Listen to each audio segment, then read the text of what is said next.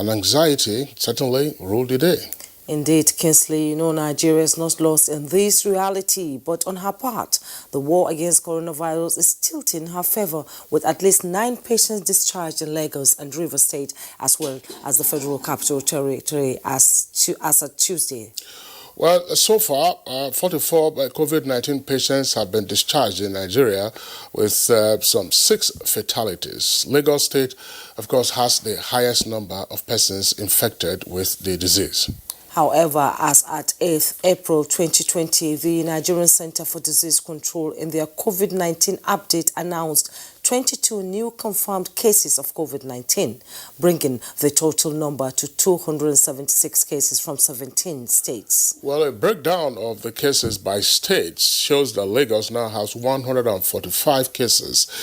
FCT follows with 54 cases, and Osun comes with 20 cases, while Oyo has 11. It doesn't end there. Others are Akwa Ibom and Kaduna State with 5 cases each. Ogun State has 4 cases. Edo has 12. Bauchi 8. While River State, Enugu, Kwara and Ekiti State all have 2 cases each. Meanwhile, Delta, Benue, Katsina and Ondo State have all recorded 1 case each as well. Quite alarming there. Absolutely. Well, significantly, the Nigerian government has taken some very important steps towards containing the spread of the virus. And these steps include a lockdown of the Federal Capital Territory, Ogun and Lagos states, and a number of other states have also closed their entry and exit points. But report from some states leaves one with a lot to ponder on. For instance, the Lagos State University Teaching Hospital Idi Araba and the University of Ilorin Teaching Hospital have put no fewer than 40 health workers in isolation following contact with people infected with COVID-19. Well, Katsina State is also not left out, as it has started contact tracing after a medical practitioner died of the coronavirus. And just over a week ago, Osun State recorded a sharp increase in the number of persons, who have been infected with the disease. And this development over the past week has certainly caused a number of questions to be asked with respect to what is happening. And Kwara State is not spared either, as the state government just yesterday ordered a total lockdown of Offa following confirmation of 2 coronavirus cases in the town. Well, a number of states, if they're certainly not all the states of the Federation, are stepping up in terms of their containment efforts. And we have, of course, isolation, stoppage of work, as it were, and closure of markets, as well as the provision of isolation facilities, disinfection of public places, plus the installation of laboratories. Well, the Presidential Task Force headed by Boss Mustafa is following due diligence to assist President Buhari win the war against COVID-19 completely and totally. Well, that's true, Jumai. The federal government has said that it would ensure the mass production of ventilators and disinfectant spraying devices to be that has already been designed by NASENE, which is the National Agency for Science and Engineering Infrastructure. So all of these are part of the efforts aimed at reining in COVID-19, even though we see the numbers climbing now at 276. But what exactly are the states doing? We have taken a number of states already in the course of our focus on what is happening throughout the Federation. It's on that note, we'd like to welcome you to today's edition of Good Morning Nigeria. My name is Kingsley Osadolo. And I am Juma Yusuf. We also have our complimentary segments, newspaper review, business, and all that. But now we'll take the morning news with Musbao and Wahab. Good morning, Musbao. So very good morning, Jumai and Kislin. Welcome to the news. Now let me tell you the news. Latest statistics from the Center for Disease Control, NCDC, show that there are 22 new confirmed cases of COVID-19 in Nigeria, bringing the total number of confirmed cases to 276. Of the 22 new cases, 15 are in Lagos, 4 in the FCT, 2 in Bauchi, and 1 in Edo State. The NCDC report that 44 patients have been discharged and 6 deaths have been recorded so far in the country.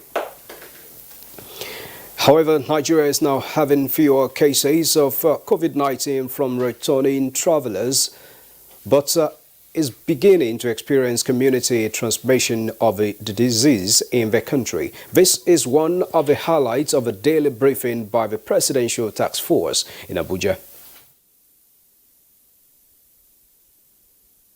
Not to make pronouncements or take decisions that would undermine public safety in this regard.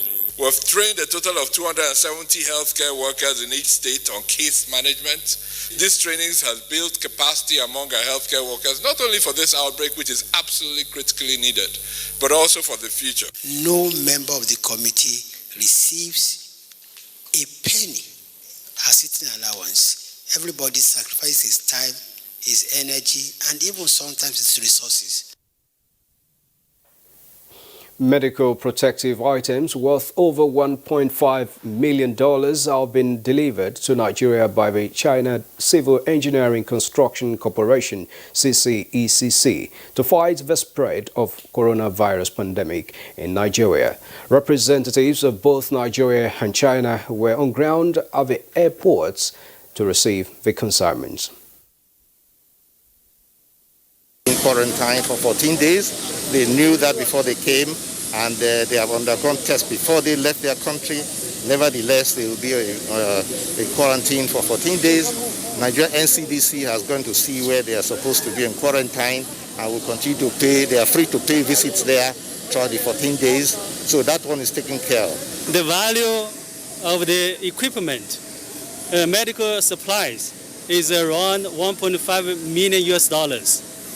And including the other costs, like the chartered air flight, it's all around $2 million. FCT Minister Mohammed Musa Bello has disclosed that over 150-bed hospital has been set up with protective kits at the Do Isolation Center as part of efforts to contain this dreaded COVID-19.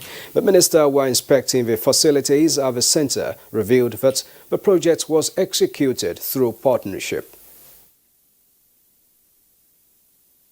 Our desire is that, in spite of all the arrangements made, no patient should even arise. We have to really appreciate and follow all the instructions given by our medical personnel regarding social distancing, regarding personal hygiene, regarding constant washing and washing of hands using soap.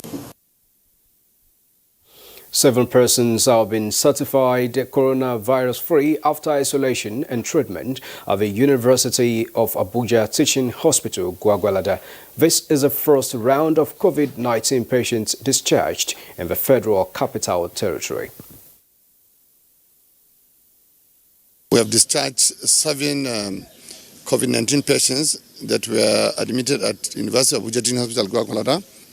Amongst them, 3 female, 4 males, and the rest are doing very, very well. We hope to discharge more in the coming few days. The coronavirus pandemic has not only forced the countries of the world to reshuffle their healthcare priorities, it has also compelled economic team of nations to go back to the drawing board. Nigeria's Minister of Finance, Zainab Ahmed, and other key officials of the presidential economic team met the leadership of the National Assembly on the plans for adjusting the 2020 financial legislations and COVID-19 interventions. So must ensure there is equity, that there is fairness in the distribution or in the interventions. Every part of this country should have something to ameliorate the situation, and that's the issue of electricity. I'm looking forward to a package, a robust package, that will include succor to the Nigerian people on the issue of electricity. So as we design the various programs which will include healthcare, upgrade of healthcare facilities, support to state, public works, and other interventions that we're taking your input from at this time. And just so you know, 67 Nigerians arrived in Nigeria Wednesday through the semi-border post. A statement by the Nigeria Immigration Service Public Relations Officer, Sunday James, indicates that contrary to an early report, the returnees were received by Nigeria Immigration Service operatives who have handed them over to officials of the Lagos State government after thorough profiling. Of the 67, 58 are from Osun State, 4 from Lagos, 2 from Oyo, and 1 each from Ondo and Edo, as well as Ogun State. Part of the Treasury House, housing the office of the Accountant General of the Federation this Wednesday, was gutted by fire. An officer came to the office. He said he put on the air conditioner and there was a spark and he noticed smoke, so he immediately put it off, but it was still smoldering, so he had to rush out to get some help. And I'm glad to report to you that our data center, where all our records are kept, they are fully intact. There is no destruction, so we haven't lost any record. Going to be an investigation to be instituted, and we should allow investigation to say it as it is. That concludes the news highlight for now. Good morning, Nigeria. On COVID-19, situation reports in states will continue with Kingsley and Jumai after this break. I'm Musbal and Wahab. Good morning.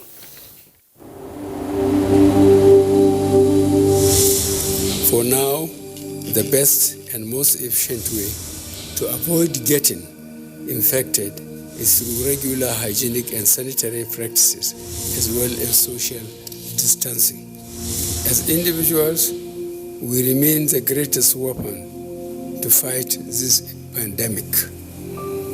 By washing our hands regularly with clean water and soap, disinfecting frequently used surfaces and areas, coughing into a tissue or elbow, and strictly adhering to infection prevention control measures in health facilities, we can contain this virus.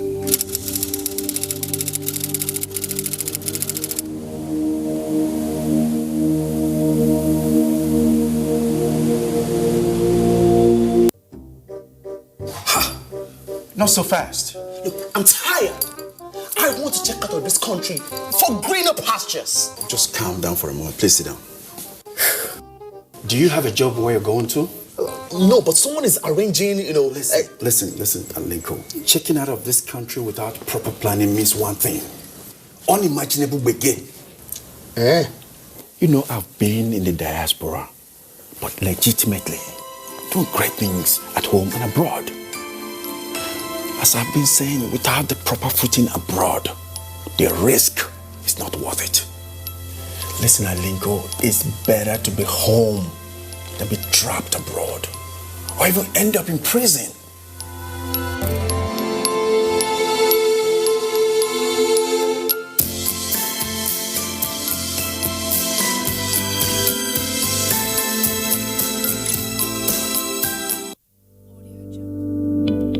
Coronavirus is real. Steps to avoid this pandemic. Wash your hands regularly or sanitize your hands. Keep social and physical distancing. Avoid crowded places. Stay at home unless absolutely necessary. Don't touch your eyes, nose, or mouth if your hands are not clean. Avoid the spread of coronavirus. Coronavirus is real. And it is irregularities in his breathing. The first thing they said was he has a Down syndrome. But the Down syndrome thing is not even the problem now. It is the heartbeat that definitely has a hole in his heart. That was where oh my God, that day was just a different thing.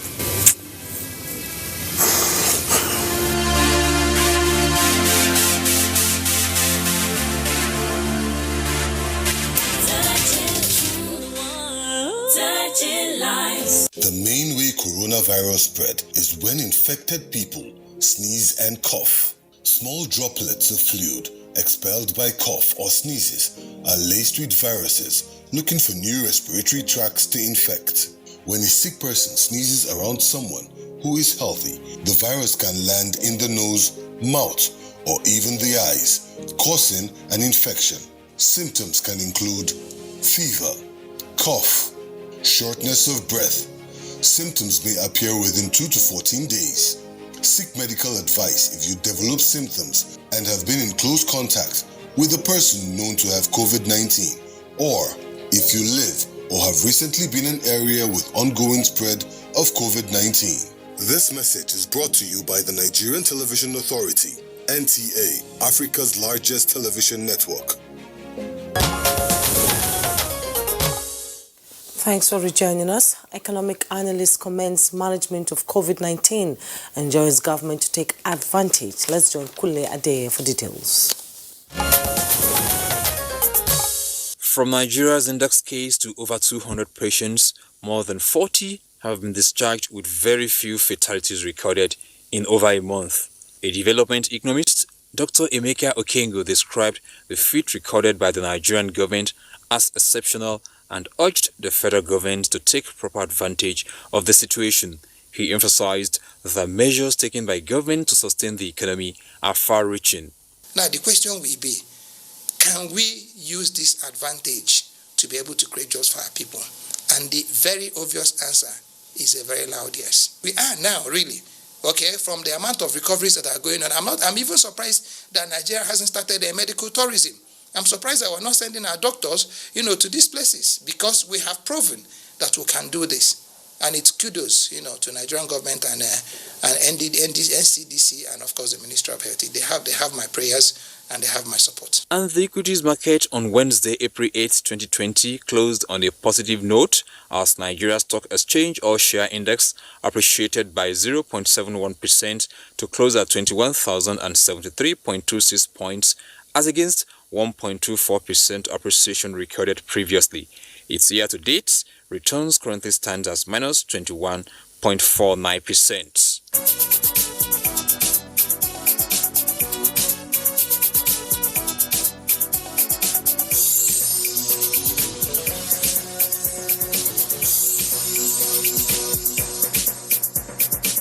With business news, I'm Kunle Adeye. Many thanks, Kunle, for the business package. Next is newspaper review.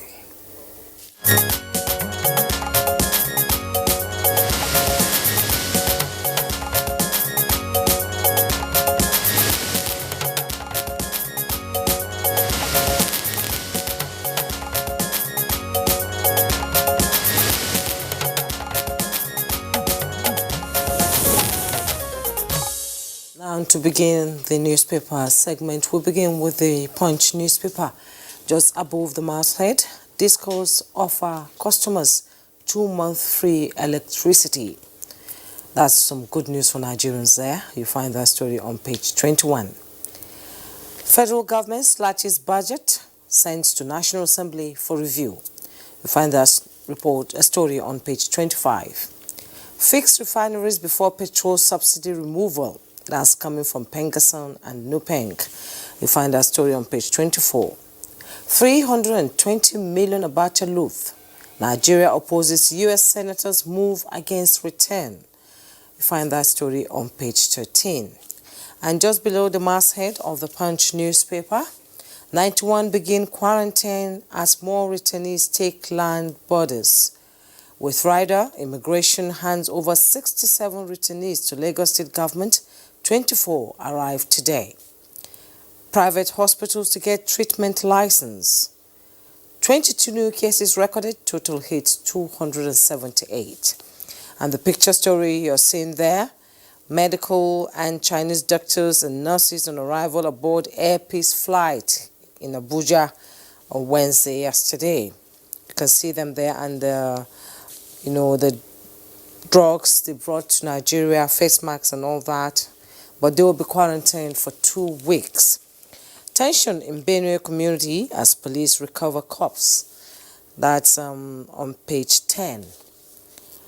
We have not postponed SSCE basic education exams. That's coming from NECO. You find that story on page 11. COVID-19 death, police seal of Katsina late doctor's clinic. You find that story on page 14. And at the bottom page of the Punch newspaper, Kaduna threatens 14-day quarantine for travelers into state. You find that story on page 14.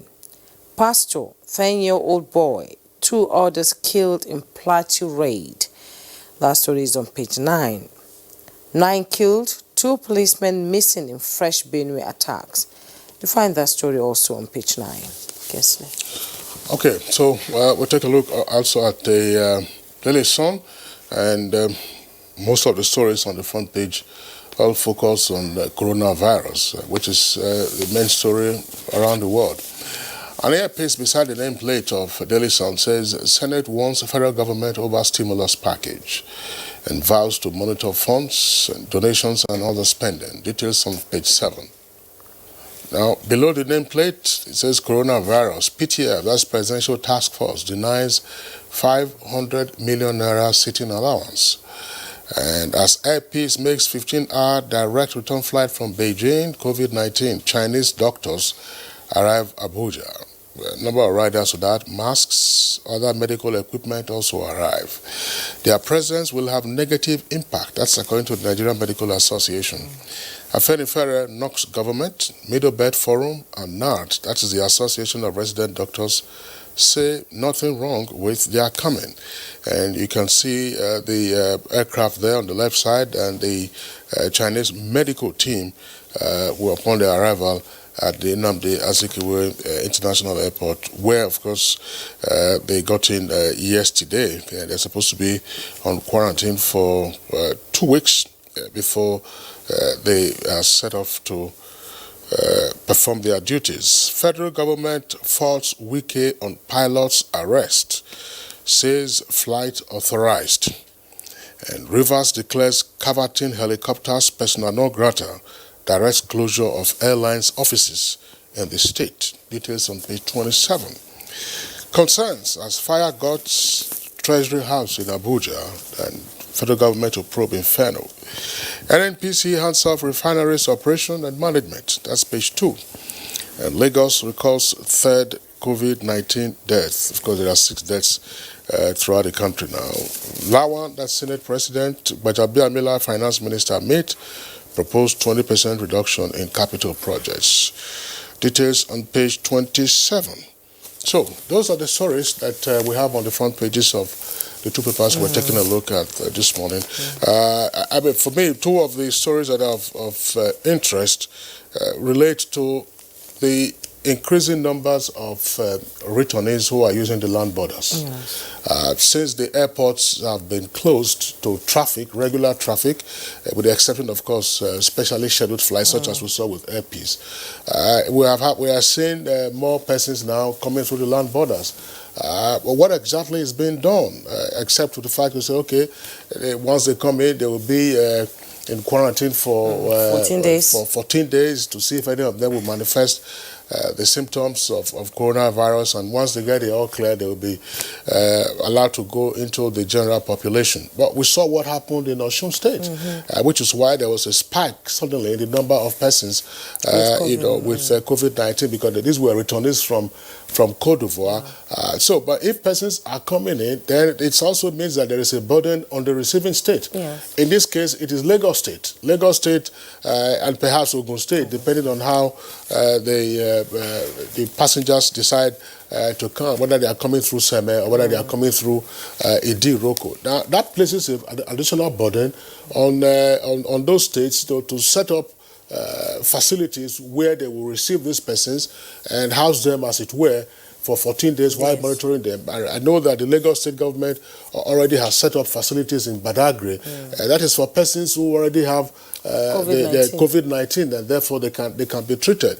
Now, if passengers are using land borders and their numbers are increasing. So how then can the state governments, begin to look after such persons? I think it's important that the traffic through the land borders is reduced. It's reduced. I mean, it's not sufficient to say, okay, you can come in through land borders.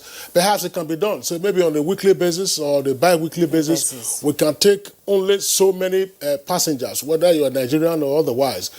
We can take only so many passengers that will come in so that the quarantine facilities can be decontaminated once the set that had been there for 14 days, has taken off. Yes. Otherwise, before you know it, you have 1,000 persons, the facilities get overwhelmed, some persons will sneak out, and you never can tell, who has the virus, and therefore will begin to spread it across the population. And that's a border that, is monitored. What about the other porous borders across the country that people just walk in? That's right.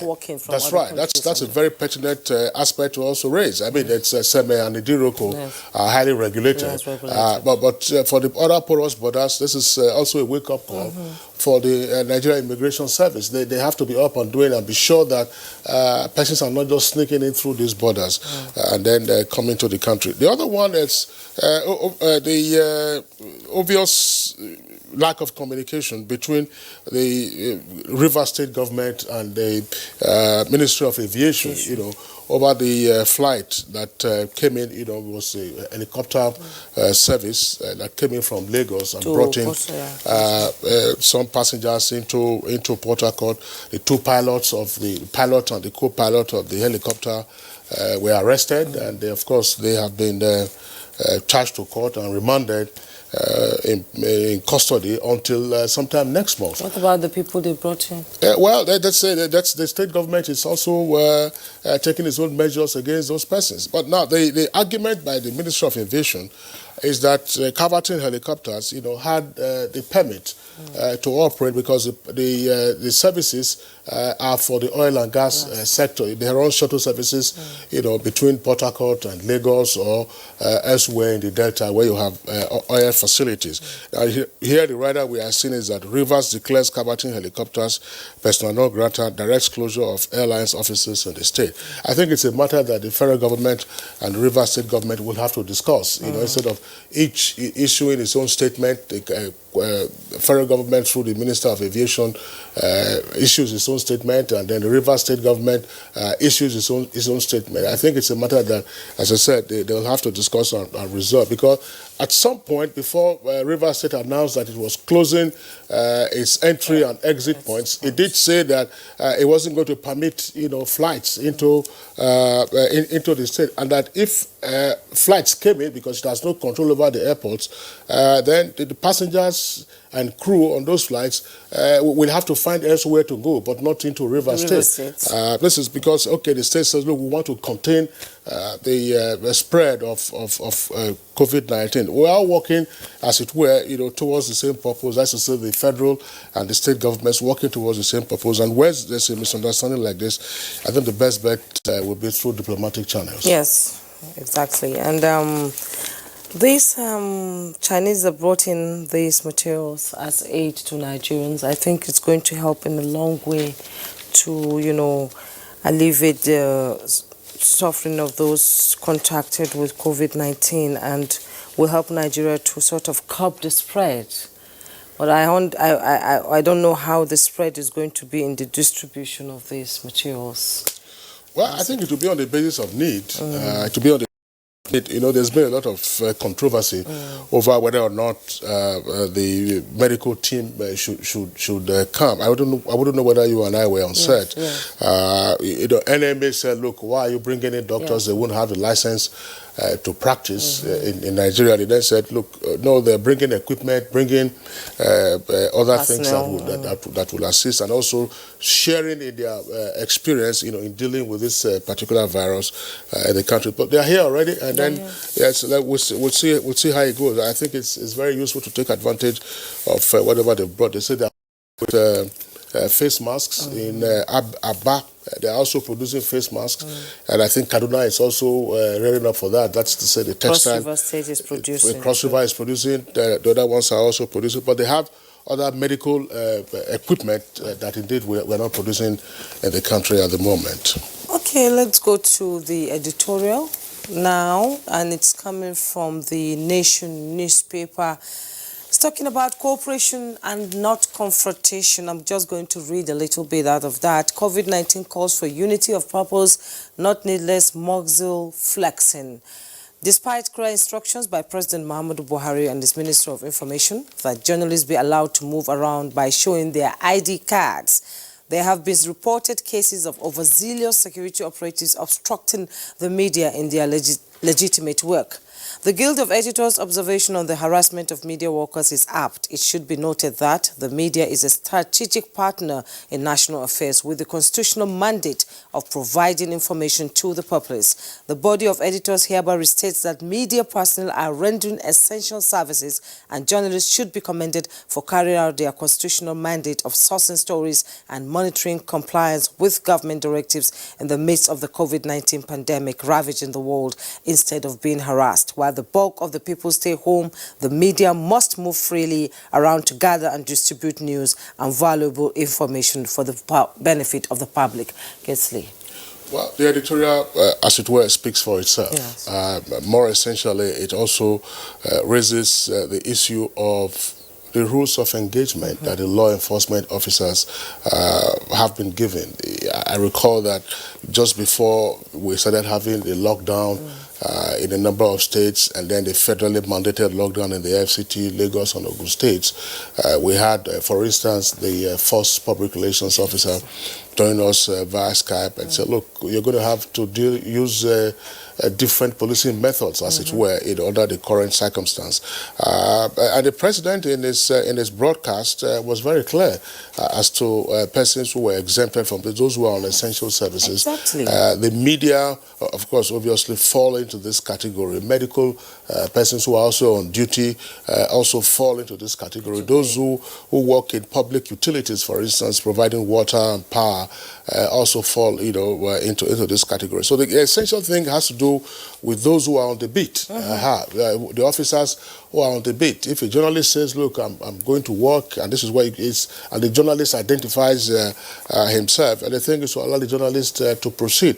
I do know, for instance, that in Lagos, the commissioner for police was insisting that possession of if a valid ID card from the workplace of a journalist would not suffice. Why? I mean, if you are not on duty and yet you have an ID card, why should you be on the road? I could see the sense in what he was saying, because I recall that in the past when you used to have elections, we still have elections, but in Lagos in the past when you used to have elections, you then were given a special accreditation by your company indicating that so and so person works with us. Of course, you already have your ID card and is covering so and so beat or XYZ, for purposes of the election. That way, we tended to reduce the number of persons who will be on the street. Otherwise, Nigerians, being on lockdown can be very boring. And so a person says, look, I have my ID card, I work in the media, let me be out on the street. Or a policeman actually asked me, do you work for the federal government? Even after seeing my ID card, and I was wondering where he was coming from actually. Well, maybe your question should also have been to ask him whether he works for the federal government as well. That's right. Okay, so that does it for our Decipher Review this morning. We're taking a short break now. When we return, we'll get ahead with our items for discussion. Coronavirus, also known as COVID-19, is spreading at an alarming rate all over the globe, including Nigeria. With the number of infected persons in Nigeria increasing daily, prevention is better than cure. Coronavirus has no cure. The virus spreads from one person, who affects two persons, and by the time the affected person is isolated, the two persons have affected four, and it keeps spreading.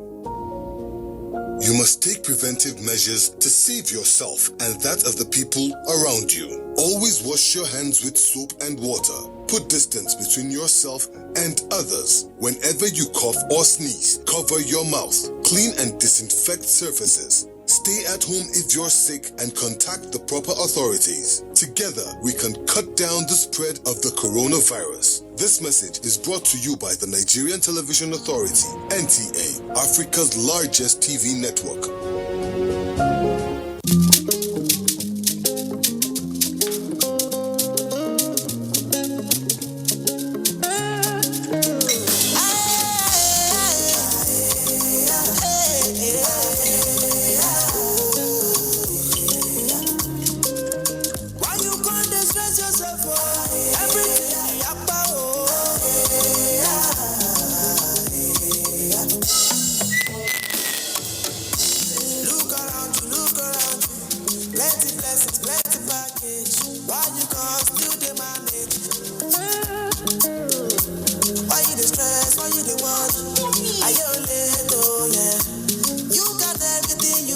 You can choose to manage everything else, but not your data.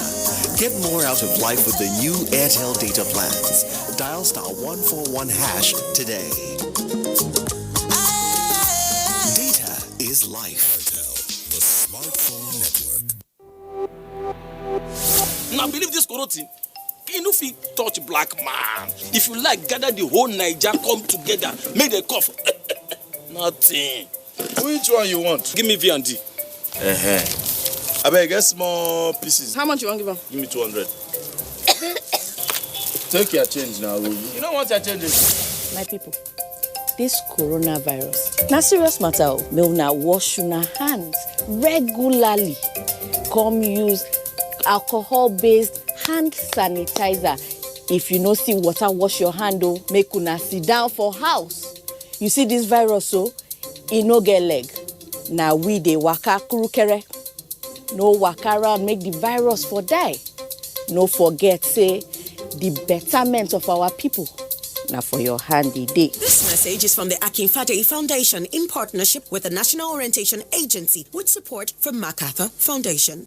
There is a lot of fake news and report circulating, especially on social media, on the coronavirus.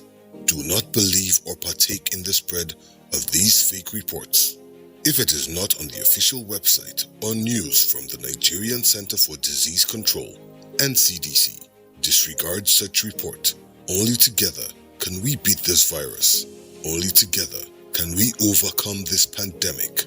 Follow the instructions and guidelines provided to combat this virus. Most importantly, stay at home. Self-isolate, regardless of your status.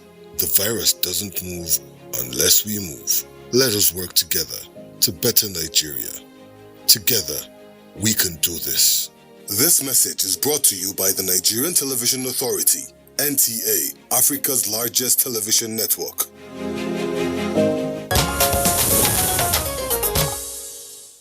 Welcome back, and to lead us into this morning's discussion on COVID-19 situation reports and states, here's a background report from Abdul Malik Adil.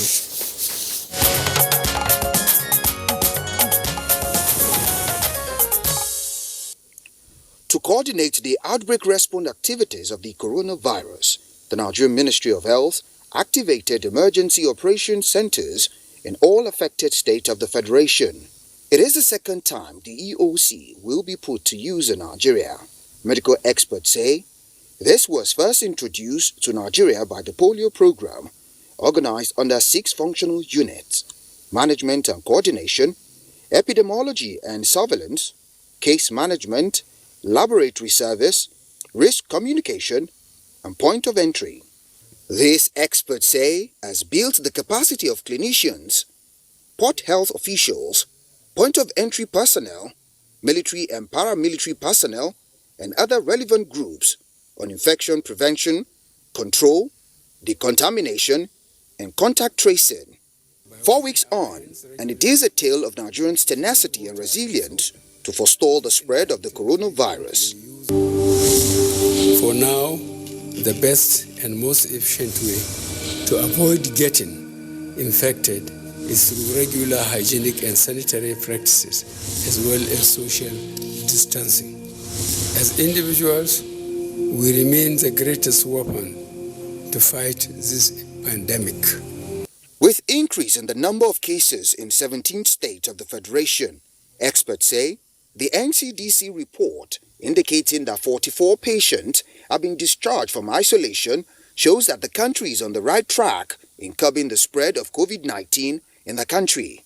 And I have to say that some of these developing countries have shown a remarkable capacity to respond. I was quite impressed to see, for instance, Nigeria, and Africa is of course the main concern of us all, Nigeria putting in place immediately in a stadium an hospital. And I saw difficulties in countries that are much more developed to do quickly the same. So there are efforts done by countries in the developing world that we should point, because they represent a very strong determination, but the resources available are, of course, insufficient, and the health services are usually extremely out of proportion with the needs of a pandemic like this. So, with success stories in Lagos, Ogun, and Akwa Ibom State, as well as voluntary monetary contribution from government, donors, and well-meaning Nigerians, the coronavirus pandemic is a war that must be won. Various states have a lot to contend with, owing to concerns like increase in number of cases of COVID-19, enforcement and compliance with the stay-at-home order by security personnel, and well-equipped medical facilities such as isolation centers and testing centers in some states. Daunting as these challenges might be, experts say a stakeholders meeting with health commissioners across the country on reviewing measures put in place to halt the spread of coronavirus will ameliorate the situation in the country. What is the level of compliance with the stay-at-home order in states across the Federation? Are there new measures put in place by state government to halt the spread of coronavirus? What is the level of surveillance and vigilance to protect communities from this pandemic? These are questions guests on Good Morning Nigeria would prefer answers to.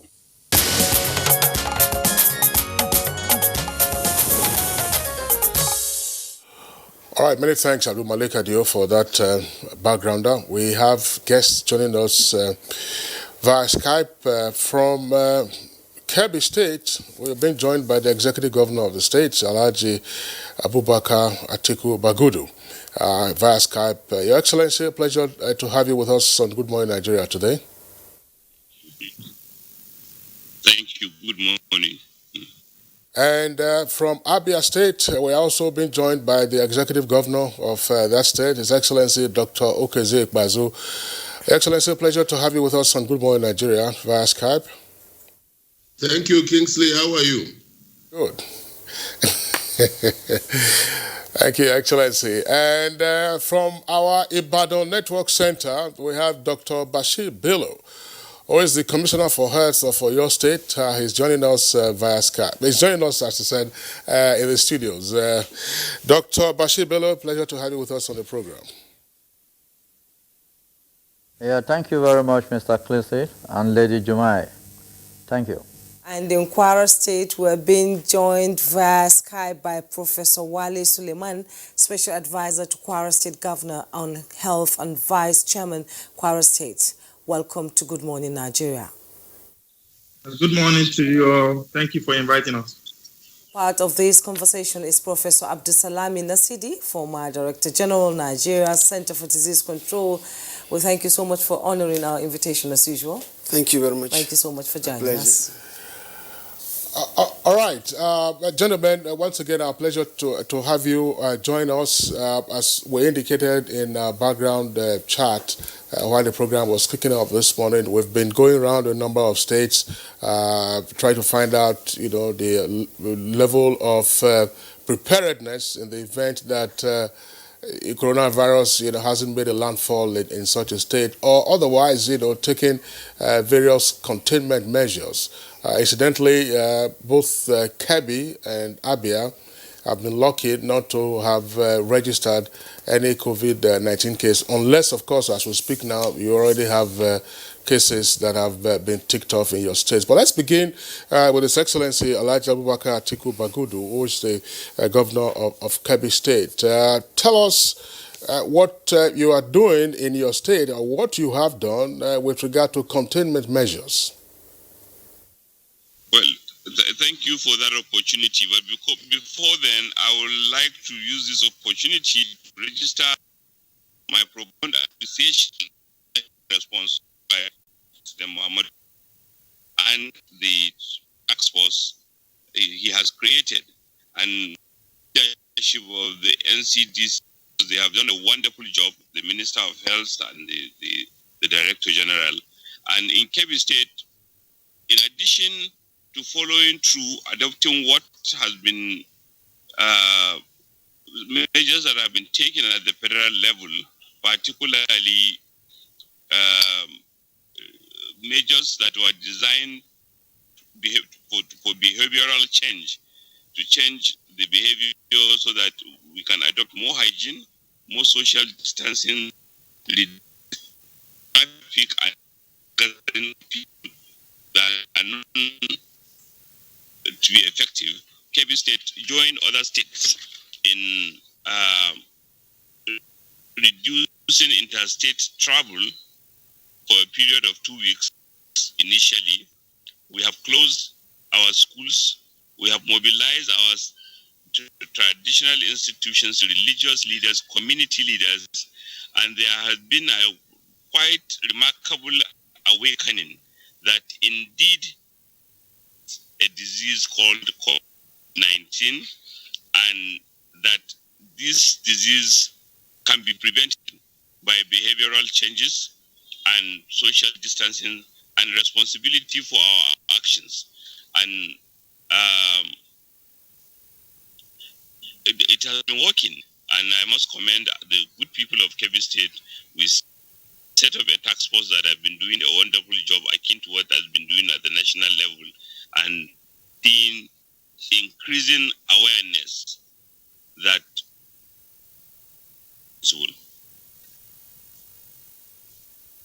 Okay, are you still with us? Okay, apart from closing down schools and, closing down your borders and interstate travel, what is the state of facilities in your hospital in case, if and when, we don't pray, it happens? An isolation center, which we have set up at a facility called Kebbi Medical Center located at Kalgo. I believe we have 2 doctors in an intensive care unit again set up, which has been pre-existing at Sayahaya Memorial Hospital in Birnin Kebbi, and we are daily embarking on awareness, hand washing campaign, sanitization campaign, mask wearing campaigns. A lot of philanthropists have joined us. A lot of activity by Her Excellency have also supported what we are doing in order to ensure that it doesn't happen. Thank you very much, Governor. We will return to you because of the conversation. Let's go over now to Abia State, where we earlier introduced Dr. Okeze Ikpeazu, the governor of Abia. Your Excellency, Abia is a business state. Apart from being commercial, it's also industrial. How have the measures that you have introduced gone down well, with the residents and other citizens in that location? Well, thank you very much. I thank God that as we speak, we are yet to record or register a case of COVID-19 patient in Abia State. This is largely due to the grace of God and our ability to follow through the protocols enunciated by NCDC. The only thing that is special in Abia is that we have a strong telehealth infrastructure. We launched it in 2016, and all our 774 primary health care centers are connected via telehealth to a call center in Government House. What it means is that the strength of all the 774 primary health care centers is equivalent to the strength of our 12 doctors that take care of calls coming in from everywhere. This has helped us in reporting and tracking and testing of those who have come up with complaint, and up till now, all the results have returned negative. We also have a very, very powerful geriatric outreach where we reach those who are 70 years and above at their homes. And this has been on for over 18 months now, before this time. So all we needed to do was to engage all of these initiatives to help us do the needful. Our awareness has been very robust because our strategy is twofold: prevention and then being able to care for patients if the case arises back to health. And prevention, we thank the media, we thank the traditional rulers, we thank our town criers, we thank the churches and market leaders. Everybody understands how important it is. You have to be alive for you to be able to do business or do trading. And that is what we have done. You also are aware that we are making some modest contribution to the manufacturing and production of face masks as well as PPE. Later today, you will be looking at our environmental health officers going for fumigation, and all the dresses, all the gear, all the apparel they will have done are all manufactured by our people here, and they are capable of protecting them even in the line of this. Okay, apart from measures to curtail movement and all that, you've also started production of medical kits and masks. Okay, well, sorry, Abia State governor is out there, is gone, the Skype is on. We'll now go to the to Kwara State, where Professor Wale Suleiman, Special Advisor to Kwara State Governor on Health and Vice Chairman Kwara State for Task Force on COVID-19. If you can hear me, you've had some cases of COVID-19 in your state. What is the level of the facility that is being in place there to sort of curb the spread of COVID-19? What do you have on ground? Yes, I can hear you. Good morning again. I must say that His Excellency Malam Abdurrahman Abdulrazak has always focused on healthcare, transformation of the healthcare industry in Kwara State, even before the issue of COVID-19.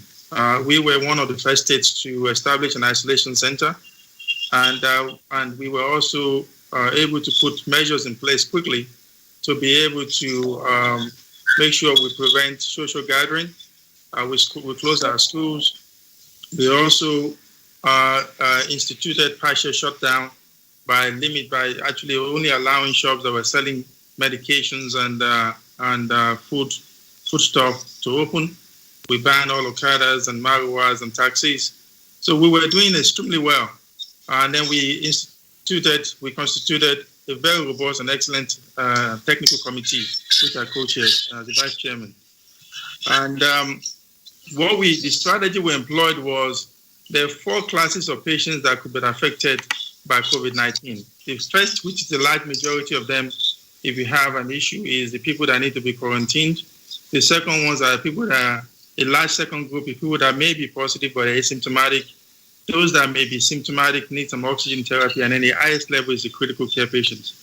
And immediately we did that, we actually created 1,000-bed capacity. And by shutting down one of our hospitals called Sobi Specialist Hospital to acquire 350 beds, and then we're now using our Hatch camp to create an additional 600-bed capacity where we can quarantine people.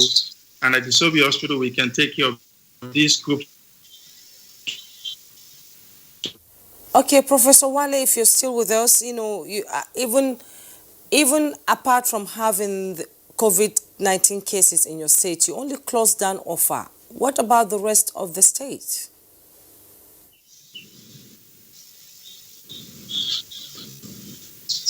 Can you hear me, sir? Can you hear me, ma'am?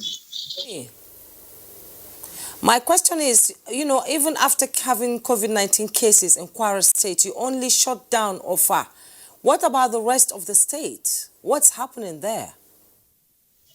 So as you know, these things are dynamic. I think the OFA situation is because the two patients that we have that are positive, they're from OFA. And we wanted to make sure when you don't shut down, you shut down so that we can improve your capacity to be able to do contact tracing. And you can eliminate community transmission. We wanted to intensify our efforts to be able to track down those that may have had contact with the two positive patients. One of them is the wife of a deceased individual that came in from the United Kingdom, and the other one also came in from the United Kingdom. They were both residents in Ufa. The second scenario is that the patient that died, who had traveled to the United Kingdom but was never tested positive, was never tested for COVID-19, was also buried in Ufa, and there was a lot of people that attended that burial ceremony, the burial event. So Ufa is now the hotspot for us in Kwara State in trying to tackle COVID-19. But we're looking at all areas of Kwara State. We're considering on a daily basis to see what additional measures we're going to take. Today, we're taking some decision with regards to what we should do in terms of total lockdown, what areas we need to pay attention to. You have to remember that every step that we take has significant repercussions and social implications. So if you do shut down, how long can you sustain it? How long can you feed people? What's your capacity to be able to provide amenities for people? So, but again, today we're taking additional steps. OFA was shut down last evening, and people seem to be very compliant. But it's a dynamic process. Today, we're going to take additional steps to make sure we can enable our healthcare workers to do contact tracing and minimize spread. All right. Professor Suleiman, thank you very much. We'll return to you in the course of the conversation. Let's go over now to Ibadan, where we are introduce Dr. Bashir Bello, who is the Oyo State Commissioner for Health. Dr. Bello, give us an update on what Oyo State has been up to with regard to measures against COVID-19. Yeah, thank you very much, Mr. Kingsley, and thank you all our listeners. Oyo State government has actually taken a proactive step in this direction. First of all, it's on record that we have about 11 confirmed cases, out of which 2 has been discharged, and we're actually following up 75 cases at the moment. It will be recalled that 7 cases imported from, I will not say imported, that is part of the, the land transmission. And they have been isolated for about 20 days in Osun State. About those 7 were returned to us about 3 days ago. We also isolated them for about 48 hours, during which we repeated the negative test because they have tested negative before they left Osun State. So we repeated the same test, and they have been reunited with their families, in a very good state. Before that, the state had set up the EOC with all the pillars functioning. Again, the state government had been able to give some financial assistance to the University College Hospital in setting up an ideal laboratory. The NCDC has approved the University College Hospital Department of Virology Laboratory, where tests are now being done. And the NCDC has also allotted that laboratory for both Ogun State and Kwara States for testing. On the other side, we are already planning, or not just planning, we have established right now a full major center, that is Olodo Infectious Disease Center, which is the state-of-the-art center to contain not only the COVID-19 case, but any form of epidemics. In the tropics, we live in a land that we follow up these things seasonally, occasionally. Part of this is a fully developed center with different routes, that is flows, we call it in medicine, for the patients as well as the health workers on the other side.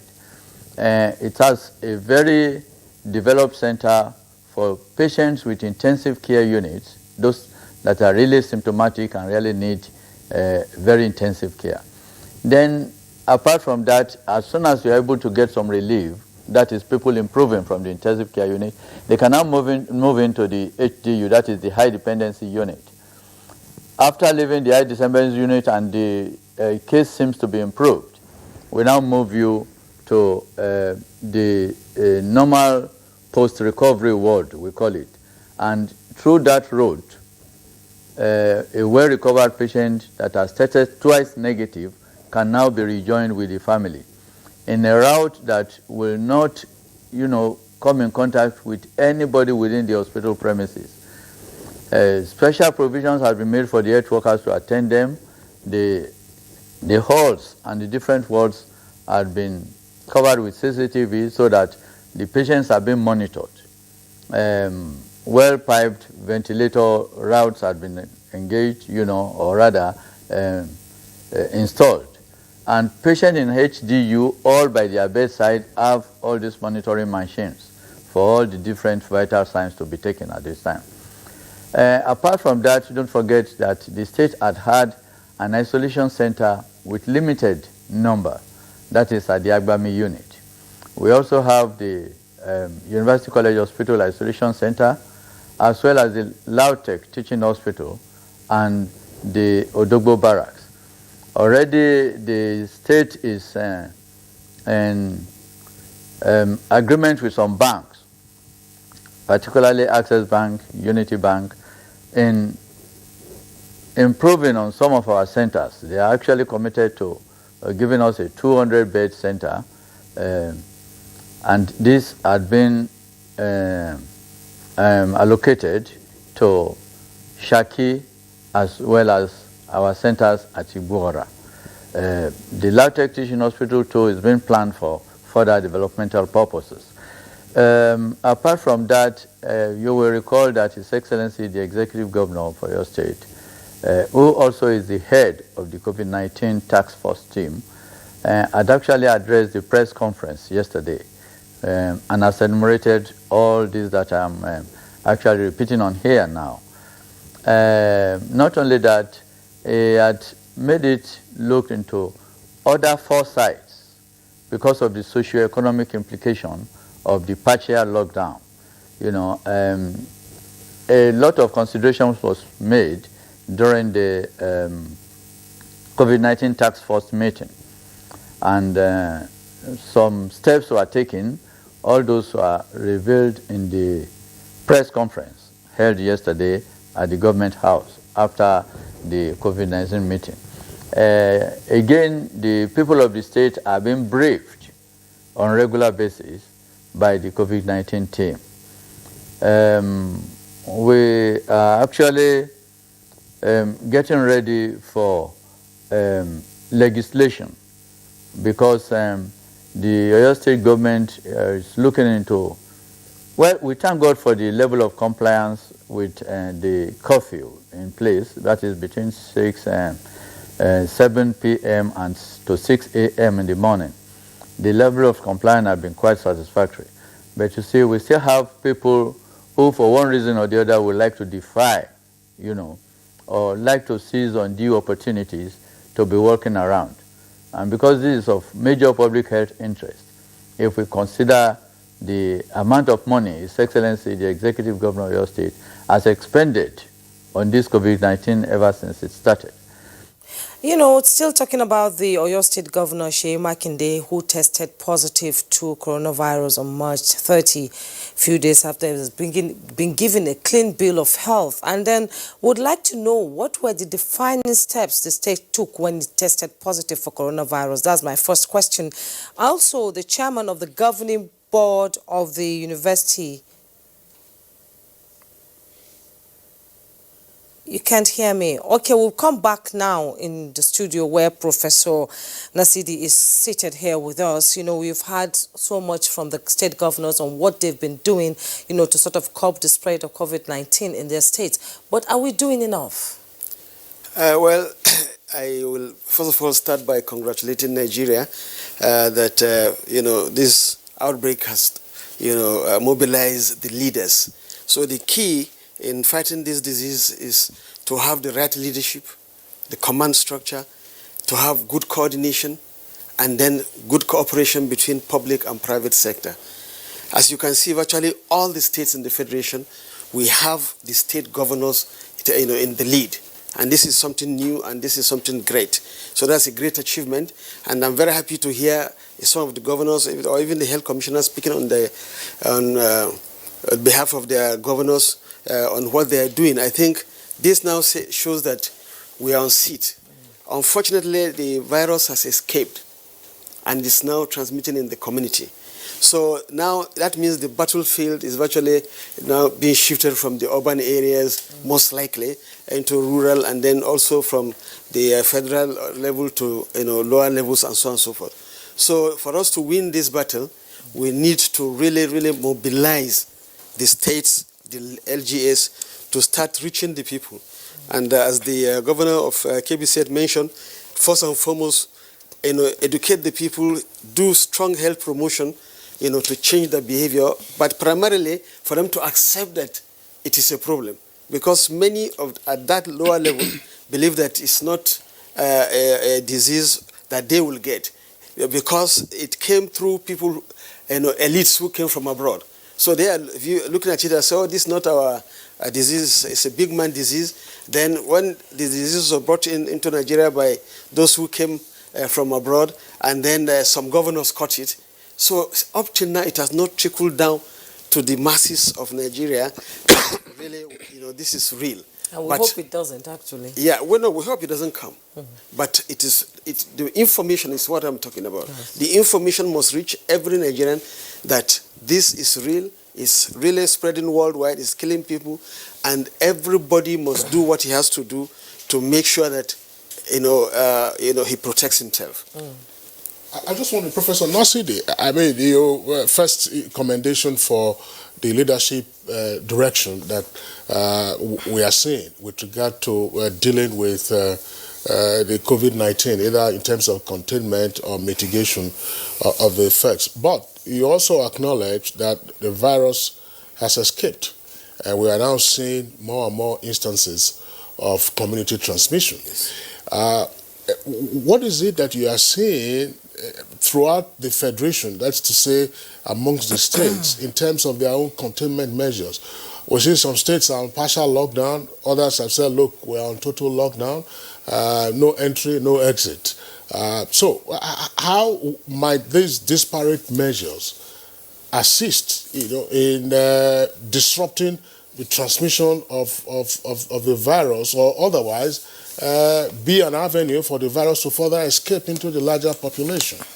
Yeah, you are absolutely right. You see the response at that level from the state governors and state level, and this is so crucial that there is coordination. Yes, if some states are thinking, oh, we don't have it now, or we have very few cases, and the measures they are taking are not uniform, are not coordinated, it can be really dangerous. So I'm happy that there's what they call the Governors Forum, and also avenues where the governors can be meeting with the president and so on and so forth, where the real coordination of the activities of the states will be handled. We also have the Presidential Task Force, which will provide that leadership, which is already providing that leadership. And, of course, states that have more cases will tend to do more of locking down and so on and so forth. But as the doctor, I think from Kwara State, the commissioner or advisor to the governor was saying that it's dynamic, and the best thing to do is to be able to increase our capacity to do contact tracing and track the virus, track the people that have come in contact with this. For instance, in Kwara, in Offa, that story is really pathetic, and it's like a bomb, a time bomb. If they can't really reach the people who came for the burial, and they are only locking down Offa, that might not be as effective as they are thinking, because a lot of the people who went for that burial might actually have come from Ilori and so on. So the tracking and the net should be wider, So the tactics on how to handle the spread of the virus has to be uniform, but the enforcement might be different in terms of intensity of transmission. For instance, Lagos can't take chances. We now know that in Nigeria, the hottest spot is Lagos. And luckily, the governor is on top of it. The commissioner is feeding the country every day, and they are tracking. Even though we couldn't, reach most of the contacts that came with the Italian who first was diagnosed as having the virus, maybe about 70%. So the 30% were missed, and they could have actually gone into the community. So also the new incomes. So I think the Director General of NCDC has mentioned that they are now expanding their net to be able to catch up with these people. But in the case of community transmission, the contact tracing and the tracking of the virus is a different ball game.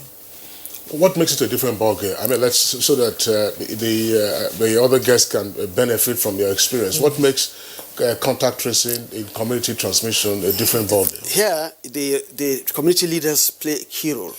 There's no high level, low level. You cannot get some of this effectively done without, the local leaders, the religious leaders, people that you use to really reach those you want to trace. That's one. And two, is at times you could get reactions. If you're over tracing, you enter the community that are not very friendly, you can have a big problem. Then the third one is, how to convince after you have traced the contact and you want now to take the contact for isolation. It's not the same way you do, let's say, in Abuja. And if you go to, some of the peripheries here and so on and so forth. So the approach, the tactic strategy is a little bit different. So, and then finally, the outreach in terms of health system that can be used to reach these people are there. That is the time that the role of the primary healthcare system is so important. Okay, well, thank you very much, Professor Nasidi. Let's return to Governor Bagudu of Kebbi State via Skype from Birni Kebbi, the capital of a state. Your Excellency, I mean, you've listened to your brother governor from Abia and as well as the other experts who are here with us in the studios. I mean, this is like you have a forewarning of what the weather might be, in your particular environment.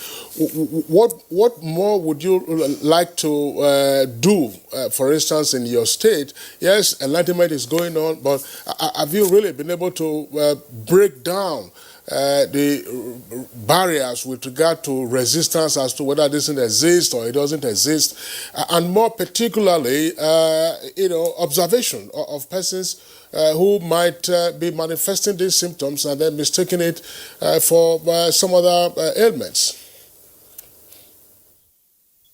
I lost the last bit of. Hello? Let me repeat. I'm asking whether what more would you like to see done in terms of breaking down any resistance with regard to just whether or not COVID-19 is real and how soon it might hit. Maybe it's something that is afflicting people in Abuja and Lagos and other places, and it hasn't come yet. It's not our portion, X, Y, Z. That is one.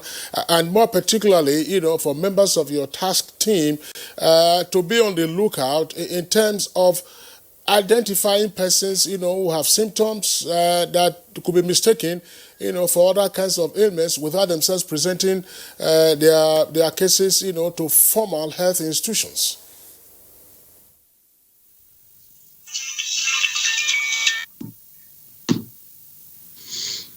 As if we can't hear you, Kinsley. Yeah. We'll now be joining. Okay, it's back. Can you take the question again, Kinsley? Well, Your Excellency, can you hear me now? if he can. But I'll let our engineers clear that up, and then we'll return to him. Let's go back to Dr. Okezie Ikpeazu, the governor of Abia State. Now, Your Excellency, earlier you were outlining some of the measures that Abia has taken. Of course, production of PPEs and face masks, and more particularly, you talked about the telehealth using the primary healthcare system as well as the geriatric outfit. Give us a sense of how this has worked and the reception of your people to these modalities with regard to what you are trying to do, plus every other thing else that is on the protocols of the NCDC. Yeah, we are lucky because we had started these initiatives long before now. Particularly, our geriatric outreach is very popular because we had started meeting the old people in the comfort of their homes and taking care of them. So they were able to welcome the team when they came with this new narrative about COVID-19 and also reminding them that they are particularly vulnerable because they have somewhat compromised immunity as a result of their age. And it has worked well. And I want to also say that the disbelief initially and the pessimism of our people, we tackled it using the institutions we have already, the traditional rulers, the churches, the mosques, and the president generals of the various town unions, and then the leadership of the markets. So it wasn't very difficult to let our people know that you have to be alive in the first place for you to be able to make money. Beyond that, our lockdown strategy has also been very, very useful because this virus does not have legs. It is people that take it from one place to the other. And human beings are very, very mobile targets. You can see a man here today, in the next 1 second he is in Umuahia or somewhere else or in Port Harcourt. So we had to ask our people to stay at home and we lock our borders so that we can give ourselves 14 days. If within 14 days we don't come up with symptoms at home, because already the primary healthcare centers are there to pick up hints, even in the remote local governments and communities. So we are able to track people who come with symptoms as far as Umunnochi and Arochukwu, and we have 6 ambulances that go there to pick them, and we take samples, assess them, and then take it from there. So we have been on top of the game, and we have done the first 10 days. We have just 4 days to go. If after 4 days we are still all okay and fine here, then we will do a review and know what else to do from there. As much as the tempo, in sustaining the tempo of COVID-19, what are the silent issues that are out there that you need to address? Oh yes, I think the most important thing is for all of us together to define our strategy and ensure that we key into the leadership and protocol of NCDC.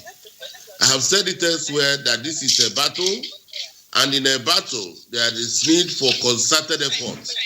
We cannot sing discordant tunes at a time like this. That is why all the things we are doing dovetail from the protocols coming from NCDC. But going forward, I think we need to do a little more in terms of this coordination, and we also need to know what to do.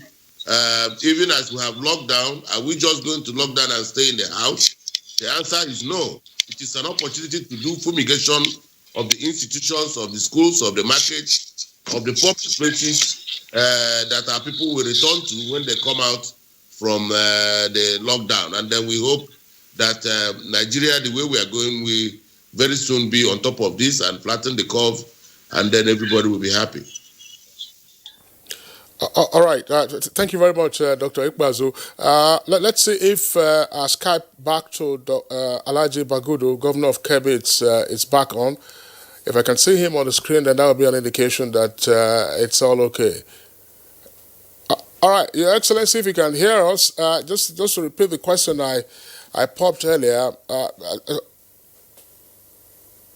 I was saying that what more would you like to do? I mean, knowing that as Professor Nasidi has said, this virus has escaped into the community.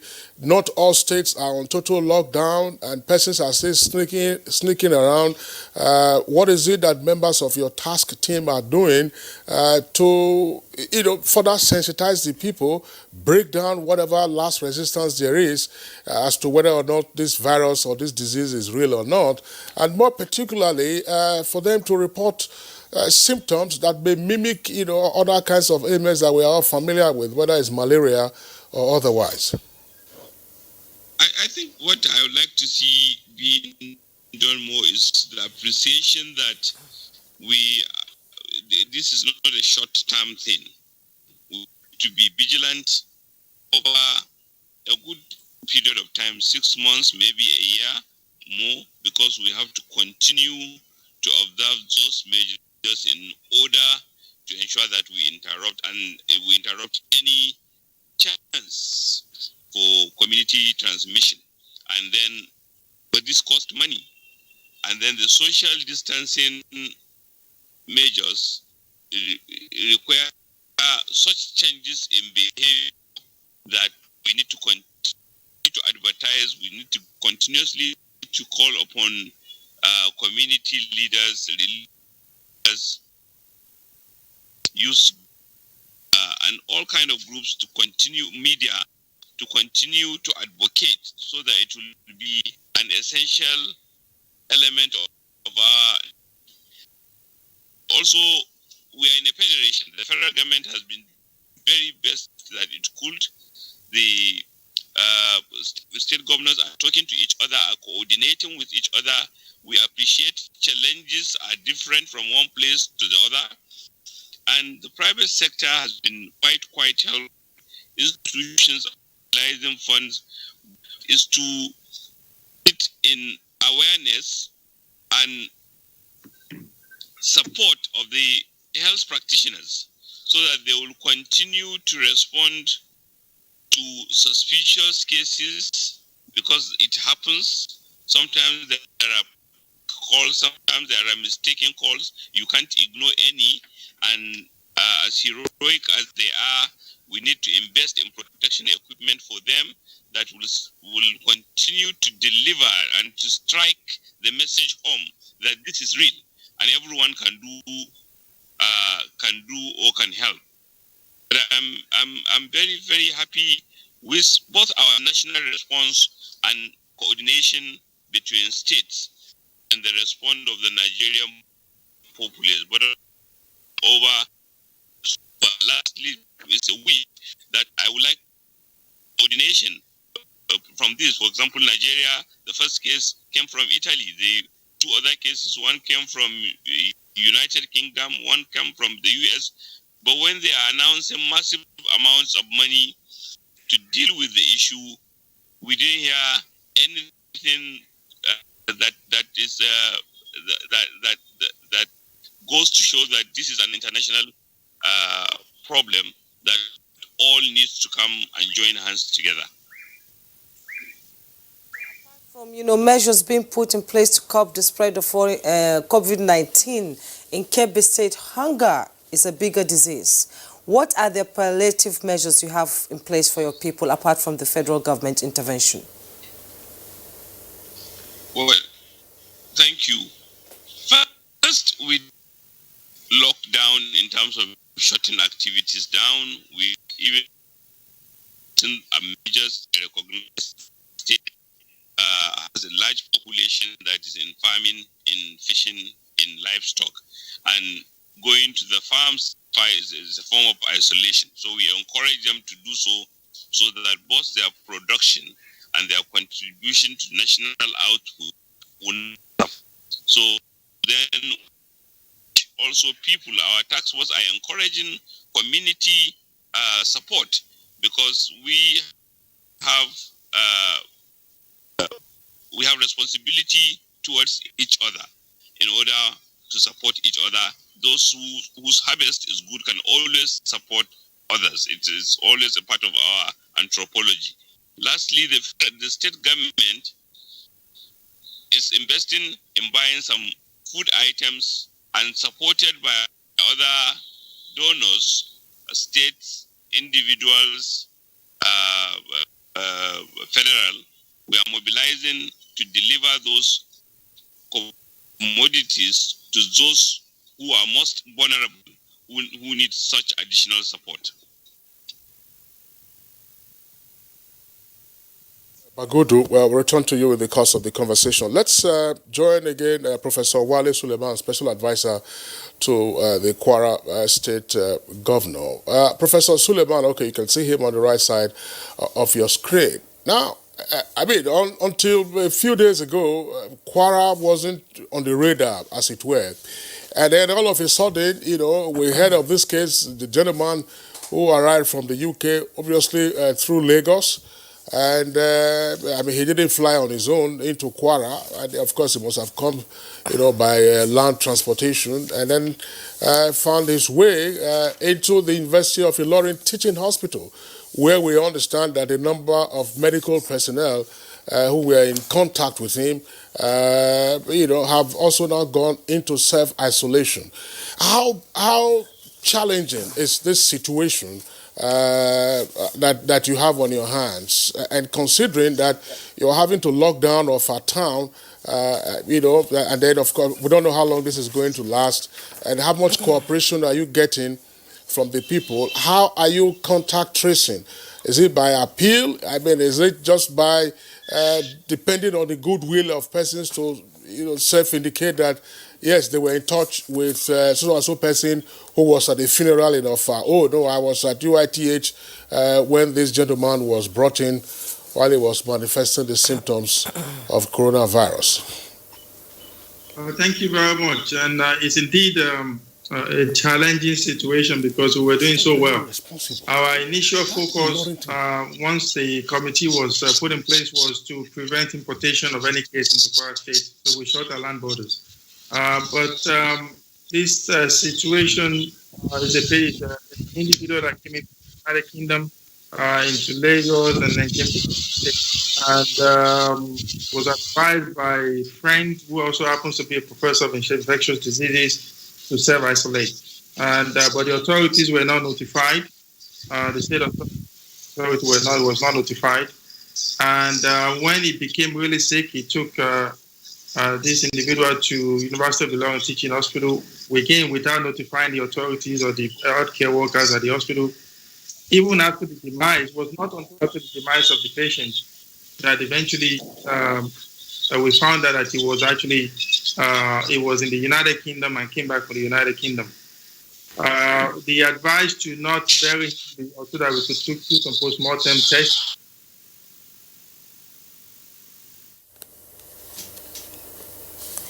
Yes, it's like the Skype is going off. We'll now go to the Ibadan studio where Dr. Bashir Bello, Commissioner for Health, is waiting. Recently, we heard of the governor getting infected with COVID-19, and then what were the measures you took? What were the strategic measures you took to ensure that he got out well?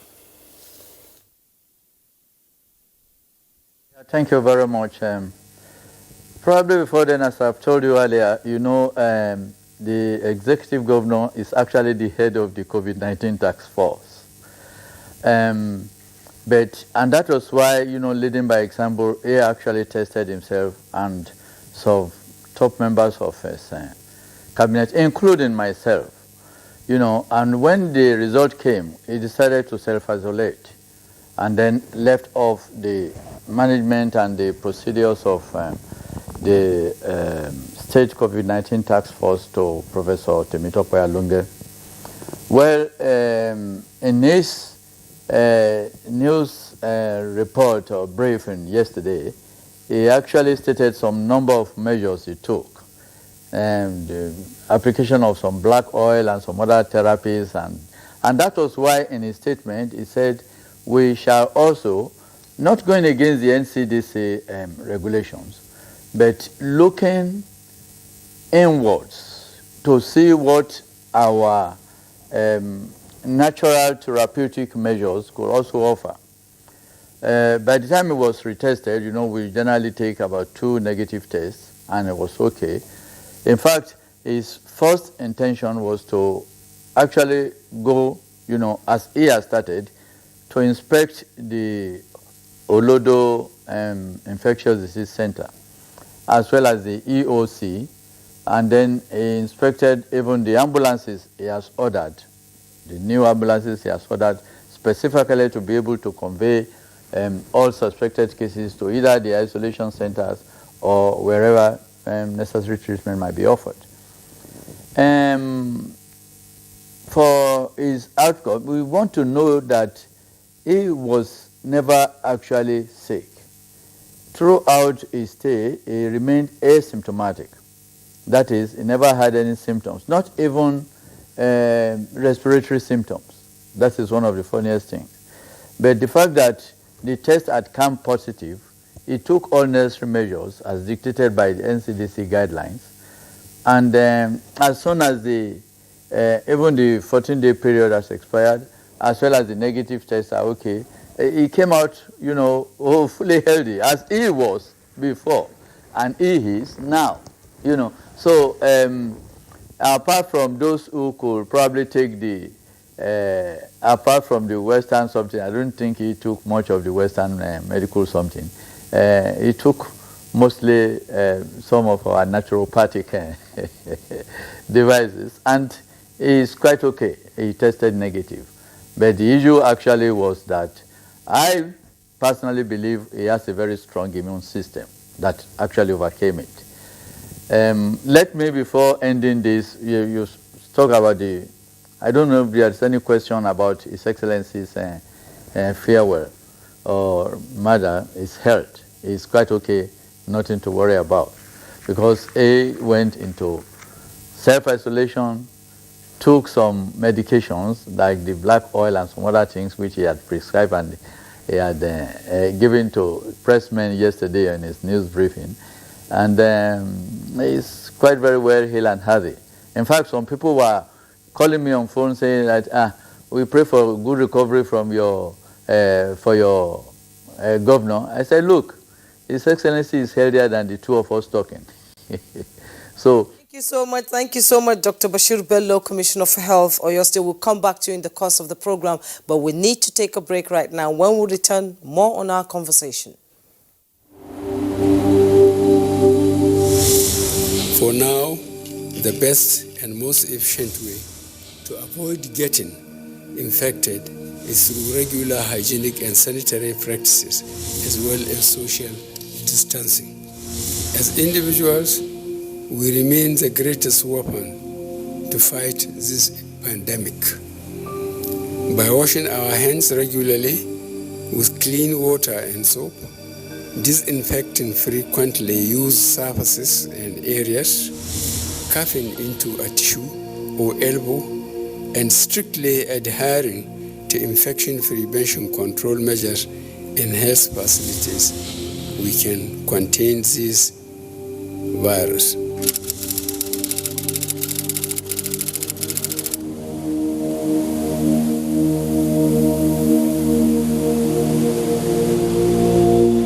Nigerians, coronavirus is dangerous. It can kill. When you see this sign, high fever, cough, shortness of breath, drowsiness, pneumonia, don't panic, don't hide. Don't embark in self-medication. Promptly visit the nearest medical facility. Report all cases to the nearest hospital. Prevention is key. Avoid contact with infected persons. Avoid crowded areas as much as possible. Wash your hands regularly. Use hand sanitizers. Your life is precious. Stay alive. Live long, live right. This message is sponsored by the Federal Ministry of Information and Culture and the Nigerian Film Corporation. Nigerian Film Corporation, powering possibility. The coronavirus, also known as COVID-19, has been declared by the World Health Organization as a global pandemic. While clinical trials are ongoing for a vaccine and a possible cure, there is no known treatment for the coronavirus. Nigeria has recorded some of these cases, and people are advised to take these preventive measures to keep themselves safe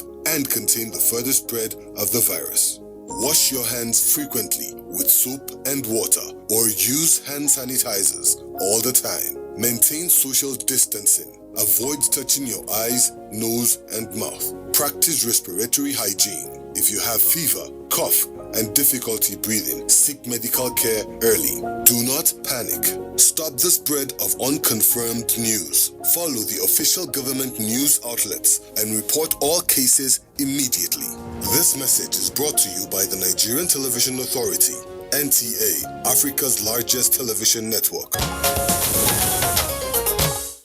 All right, you're welcome back. And I say good morning, Nigeria, live on the network service of the NTA. Professor Wale Suleiman, we lost you while you were just explaining how challenging the situation is with regard to the apparent mismanagement of the case that was a returnee from the UK that got into University of Ilorin Teaching Hospital and thereafter on to offer. I had a number of questions relating to all of that, how you are trying to contact trace, is it by appeal or just relying on the goodwill of the people themselves, and what is the condition of offer on the one hand, as well as UITH, where there was a lot of contact, with medical personnel.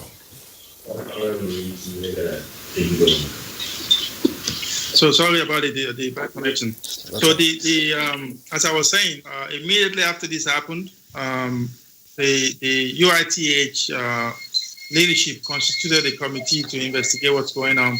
We immediately put 24 contacts, healthcare workers on self-isolation because the healthcare workers, they knew exactly what to do, and they were self-isolating themselves for the following 14 days. So they're there.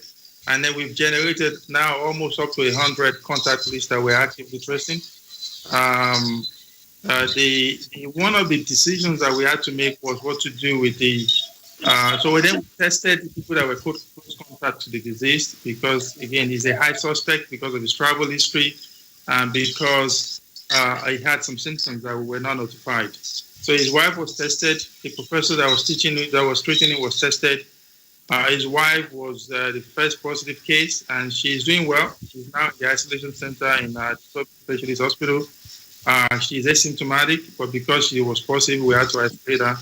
The second case is another UK returnee that also is asymptomatic, is in the isolation center. So now the real world work is now cut out for us. We are doing aggressive contact tracing. We had to shut down OFA because you know what happens when someone dies in our culture? A lot of people move to go and they go to the widower's house to try and console them. So we had to move her out of population and be able to isolate it ourselves.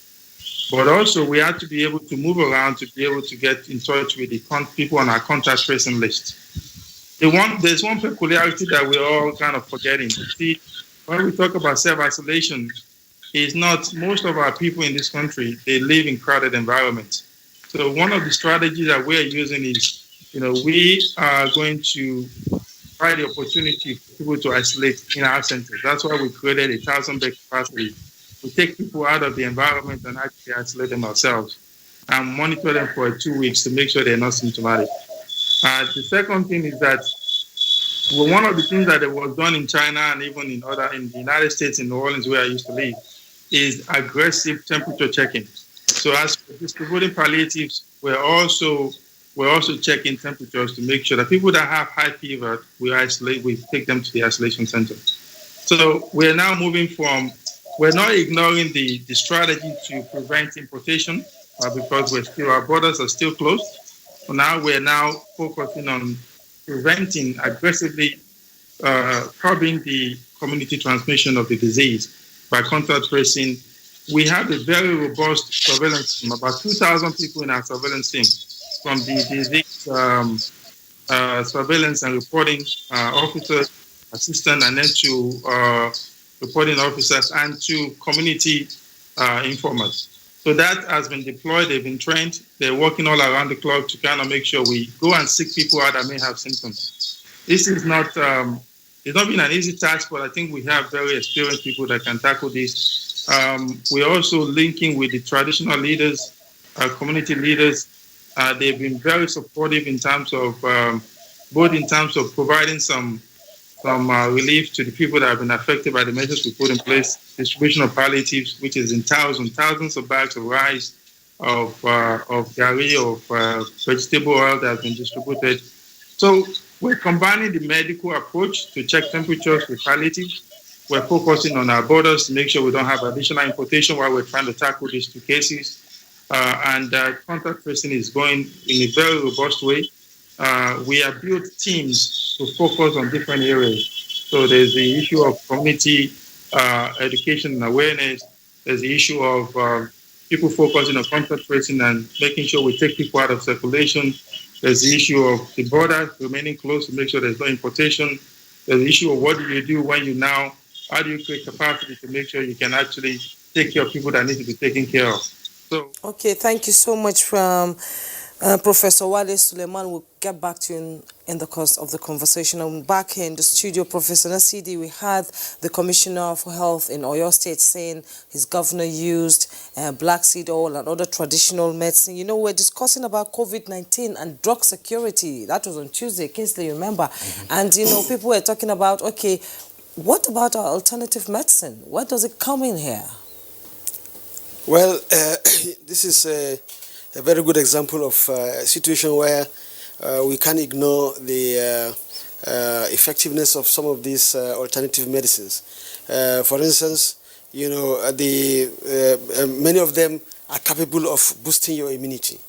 So they are not specific against the virus. Up till, as we are speaking now, there is no specific drug that can, you know, check the virus or kill the virus at all. So that's why they say no vaccines. So no vaccines yet available, no treatment. So all the treatments that the patients are receiving in isolation or the treatment centers are palliative. They are treating symptoms and making life easier for the patient to be able to breathe, to be able to fight the disease, to boost his immunity.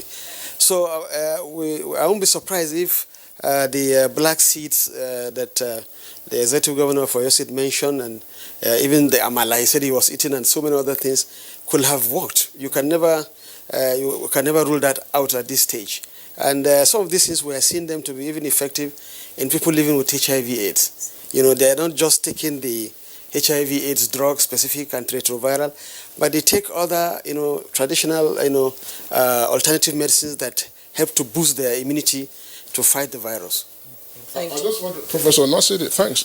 You mentioned amala. I don't know whether he didn't mention the kind of soup that went with the amala. Whether it was begiri is Ogun State. That is more of a Jebu soup, or whether it was ewedu or, you know, something. The Commissioner for Health is smiling. You know, is smiling. He also mentioned a number of things, but boosting the immunity. It's a conversation we've had on Good Morning Nigeria, and we're going to we also have to return to. And indeed, I believe that I think about 72 hours after we discussed alternative or complementary responses, you know, to COVID-19, WHO now started talking, you know, on its own officially about boosting the immune system. But there's one thing I would like Professor Nasidi to also respond to. The federal government has warned private hospitals from treating COVID-19 cases. Why do you think this is necessary? This is very, very necessary because if the virus starts transmitting among their staff, it will be very, very dangerous. And it can kill the private sector medical service itself. So that's why yesterday the PTF, the chairman of the PTF came out and said, look, we are not stopping private sector to participate in providing treatment because we need more space, we need more bed capacity. And almost 60% of Nigerians actually seek their health service through the private sector.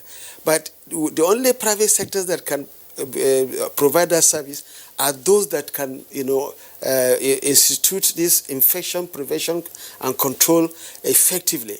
So if you say any private sector should listen, in fact, we are advising any private sector clinic or center that sees the sign of this disease should immediately contact, the NCDC or any public institution where they have established the isolation and treatment centers that has taken into consideration all these IPCs. There are some private hospitals that are very good, and they can immediately actually start providing the center. But I'm happy that the PTF said before they do that, if freely, there must be accreditation. So if the accreditation process can start quickly, so many states in the country have very good private hospitals that can provide the service. Okay, now we have, Juma, we have a number of tweets. Quite much. So that we don't run out of time. I just wanted to ask Governor Okezie Ikpeazu and his brother governor in Kebbi, this question. It's very significant in terms of what we're talking about, self-isolation. Professor Suleiman did mention that self-isolation can be a major challenge, particularly in the nature of accommodation that people have, a bit crowded and so on and so forth. But I have read a report of at least one state that has now issued an advisory, if not a warning, to hoteliers to take copious details of their guests at this time because of the suspicion that some persons are now seeking to lodge in hotels in the name of self-isolation. And of course, when they are self-isolating, assuming they have the symptoms, they're going to be served, there will be room service, there will be the housekeepers, there will be, catering services and so on and so forth. Is this an issue that should be of worry, of a hint, as it were, to other state governments as to what they need to do, assuming persons, have sneaked into the population with the symptoms and they want to go and self-isolate in a hotel? Dr. Ikpeazu. Yeah, thank you very much. Our experience is that our task force moved around hotels, especially in Aba and Umuahia. It is not profitable to even harbor guests now since we started this lockdown, because if you have just one guest or two in a 200-room hotel, what it means is that you will run diesel power for just 2 rooms. So most hotels are empty for now, and we expect that they will remain so for the next 14 days. But I want to please add that there is something slightly unique we are doing in Abia, because we are distributing our palliatives through the churches as our first line of distribution. Churches and mosques, because we do not want these palliatives to go into wrong hands. And we are targeting 70% of those who are very, very vulnerable. We believe that the mosques and the churches know the widows, they know the poor persons, and they are people of high regard and responsibility. And I think we trust them to do the needful. But in the coming weeks, we are also going to begin to take care of distribution through president generals of town unions and the traditional rulers. We have an office that is taking care of people with physical disability and the motherless babies' homes. So we have a very robust way of pushing down our palliative items. This is irregular. It is not what we used to do before, and some politicians may not be happy with it, because it can no longer be hijacked. I want them to exercise patience because these are trying times, and we have to try to target those who really, really need this. These are war times, and we need to be careful. Thank you.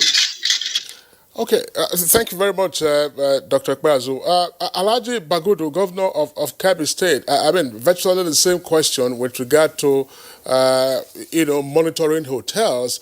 But while we were reviewing the newspapers, my colleague Jumai and I, of course, did comment on the report of passengers who are now using the land borders to come into the country. A number of them, of course, are being put in isolation in the Lagos area. But Jumai raised a very pertinent point that we have a number of illegal entry points into the country. Is Kebbi also now likely to spread its dragnet to be sure that these, along of course with the Immigration Service, that these illegal entry points are more closely monitored? Well, thank you. Kebbi is one of those states in Nigeria that has borders with more than one country. We have borders with Niger Republic and Benin Republic.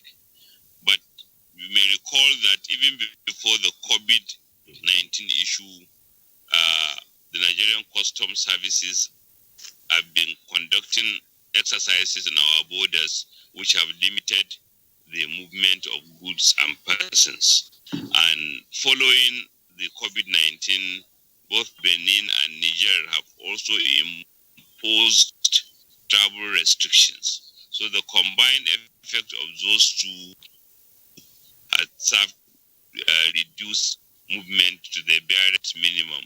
But being that the border is contiguous, you can hardly eliminate that somebody or a person walking across a farmland to enter another country.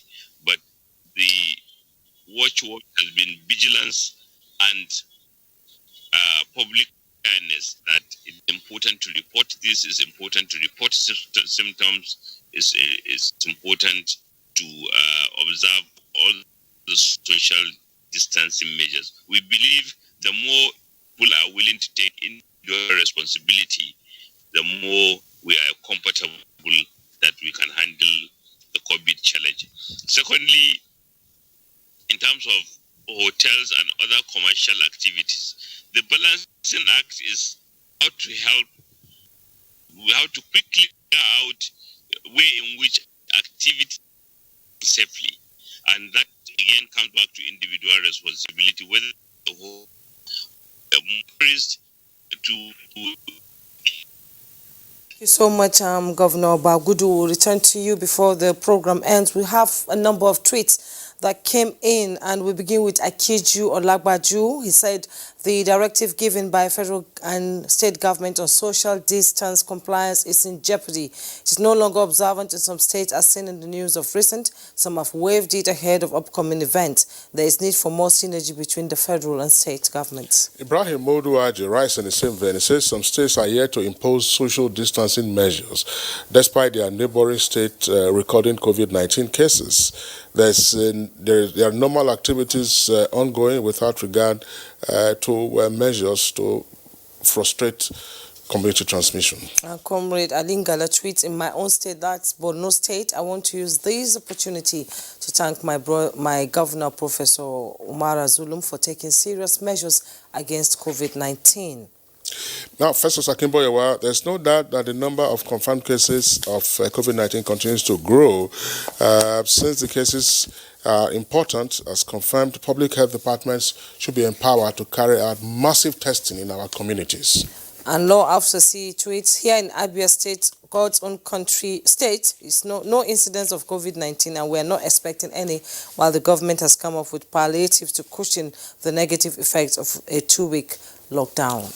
Bashiru says if the sit-at-home order is to be effective, we need a change in strategy in the way the palliatives are provided. The use of cash or material distribution will further increase the risks of contagion, and a possible solution is the use of mobile payment solutions. And Sani Michael Ogmokaji tweets, kudos to Nigerian doctors on duty for this national assignment. What is making COVID-19 to escalate is the superstitious belief of some Nigerians who think there is no COVID-19, no coronavirus pandemic. However, that Taraba and Bayelsa are no longer safe. Now, Mustafa Debawale says the masses are not obeying the stay-at-home order. It says law enforcement agents need to move into the streets and see how people are playing football which developed countries and other leagues stopped due to the pandemic. In Sima, spelled it Pal Akong, in my state, Akwa Ibom, when the first 5 cases were reported by NCDC, the state government denied it and was playing politics with the numbers. So far, so good. The 5 cases I learned are stable and in good condition. Aigbefo Shadrach says, unfortunately, our numbers in terms of COVID-19 are increasing. I think the lockdown should be extended. Well done, NTA, and good morning, Nigeria crew. Uncle Obaji Good Friday tweets like, seriously, Nigeria does not need any foreigner at this critical period. I hope and pray what happened in Italy will not happen in Nigeria. All right, we have other tweets from Fonahami Idris, Sani Balarabe, Ibrahim Bello, and Delight 200. We'd like to thank you all for the comments that you have sent in on the program. It's on that note we'd like to also express our deep appreciation to all our guests, 5 of them this morning, 2 governors, of course, joining us via Skype. His Excellency, Executive Governor of Kebbi State, Alhaji Abubakar Atiku Bagudu, would like to thank you for being with us on today's program. Thank you for having us. Okay. Thank you. We also would like to appreciate Dr. Okeze Ikbazu, Executive Governor of Abia State. Thank you very much for being with us. And Governor, I do hope that as Abba is producing the PPEs and masks, that your brother governors will continue to place orders so that you can supply them, rather than us depending on importation, since our forest reserve is also going down. Okay, all right. From Ibadan, we're joined by Dr. Bashir Bello, Commissioner for Health in Oyo State. Dr. Bello, maybe next time you will tell us the soup that your governor used in working the amala, whether it was begiri or it was ewedu soup. You know, I know that the goose is not very popular in Oyo, but that's fine. Fair enough. Thank you very much, Dr. Bello. From Kwara, Professor Wale Suleiman joined us via Skype. His special advisor to Kwara State Governor on Health. Thank you very much for being with us. Thank you very much for the opportunity to be here. All right, with us in the studios, our regular guest, former Director General, Nigeria Center for Disease Control, Professor Abdulsalam Nasidi. He's Provost of College of Medicine at University of Africa in Bayelsa. Prof, thank you very much for being with us always and for your insights. My pleasure. Okay, so that does it for us today on Good Morning Nigeria. We thank you for being around. The program returns tomorrow, same time, 7 o'clock in the morning. Until then, do stay safe and follow all the protocols. I'm Kingsley Osadolo. And I'm Jumbo Yusuf. Do stay safe.